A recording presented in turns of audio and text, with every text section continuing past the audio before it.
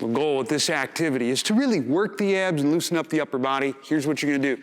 Get yourself a Swiss ball, and you're gonna do Swiss ball rollouts. So the setup for that is I'm gonna have my forearms resting comfortably on the Swiss ball. I'm gonna slowly push my upper body away without crunching. I'm gonna get a little bit of kneecap and foot pressure into the ground.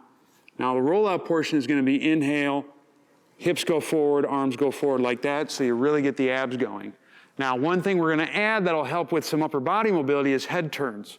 So as I roll out, I'm gonna turn my head to one side, inhale like this, exhale, bring it back. And then you're gonna alternate sides. Just like that, you should feel a lot of abs.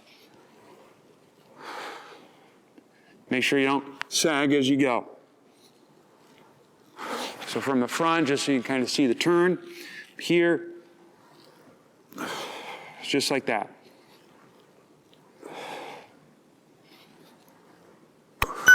And that's how it's done. Give it a shot.